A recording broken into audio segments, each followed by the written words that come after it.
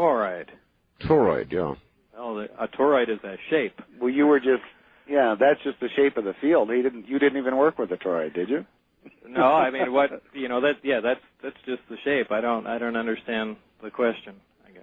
All right, I don't either, so I give up. Have you been approached, or have you agreed to be part of the CSETI program to get a congressional investigation going on all of this? Have you been approached by them? No, not that I know of or remember. All right. Please ask Bob. There is a gravity theory out there that says that gravity is RF waves from 1 hertz to past light. Basically, energy doesn't get destroyed, so it must all be out there, billions of waves.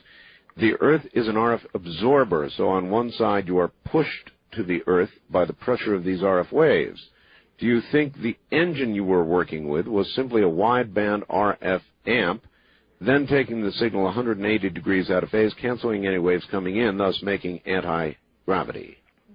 No, I don't think so. I mean, I kind of see what he's leaning to.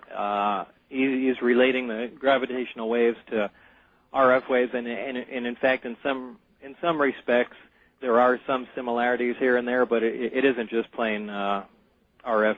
Okay. A cavity resonator normally bounded by conducting surfaces in which electromagnetic energy may be stored or transmitted as oscillations whose frequency is determined by the size, shape, makeup of the cavity. Do these propulsion systems use this technology in scalar form, waveguide, continue. Waveguide form, or modulated FM form against or with gravity? In waveguide form with gravity, essentially is gravity. This is along the lines of what I was saying, that this behaves very similar to a microwave system. And, we're seeing really a lot of similarities in the construction of the two, the comparison between the reactor waveguides and emitters and microwave systems themselves. All right. What does Mr. Lazar think of Dr. Michael Wolff? He has in the past supported Mr. Lazar's claims about S4 and the sports model. Do you remember? Just refresh me on... he's the gentleman from back east, I think in Connecticut or somewhere like that, who says... in fact, I think I read that he said that... he was actually a medical doctor working out at S4. Isn't that right, Art? I vaguely recall that. Something like that, and essentially concurs with a lot of the things you have to say. But I don't think Bob has ever spoken to him or talked to him, or. I really don't.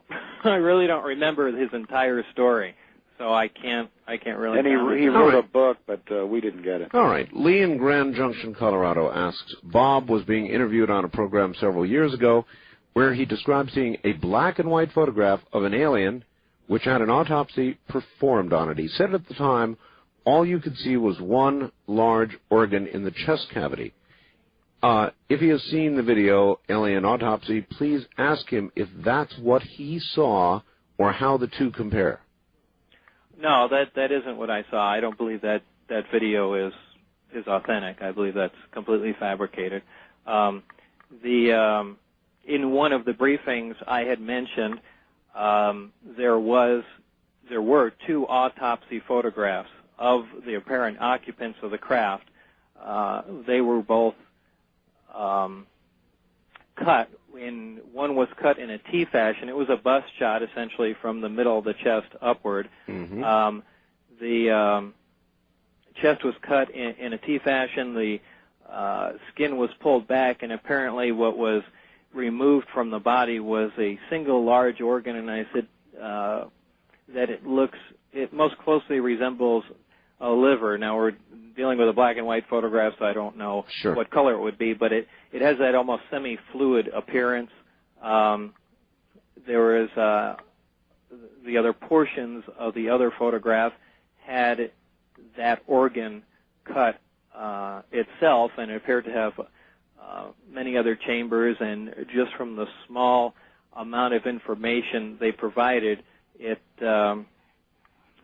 seemed to have the function of several organs that we would be familiar with, but essentially evolved or grown together, however you want to look at it. Wow. But essentially just one large organ performing the functions of many organs that we're familiar with.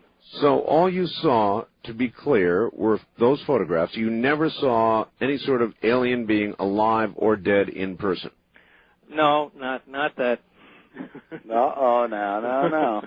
You know, again, this story always gets bent out of shape, too. Well, Bob, this is why I didn't mention Dr. Michael Wolf. Dr. Michael Wolf says, well, you tell the story about walking down the hall. Wolf says he's one of the guys that was standing in that room. That's what he said. All right. Okay, I will tell the story.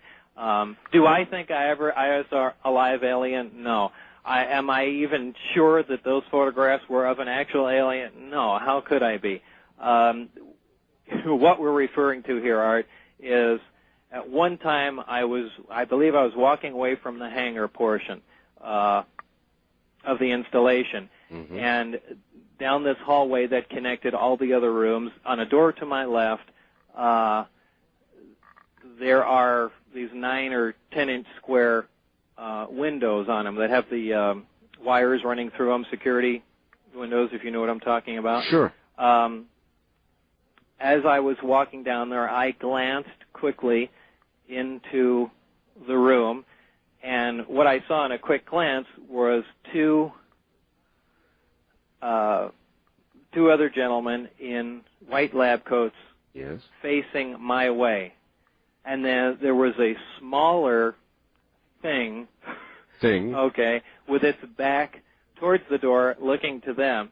And this was at a quick glance, and walked by, and immediately, you know, everyone has jumped on it, saying, well, there was a live alien there, so on and so forth. Now, I find it much more plausible to believe that this was a dummy or something, them trying to ascertain the size of whatever creature flew in these crafts. Perhaps they were going to sit it in a seat, see where its arm placements, leg placements would be, so on and so forth. But I have, you know, there's certainly no reason for me to believe that was an actual alien living.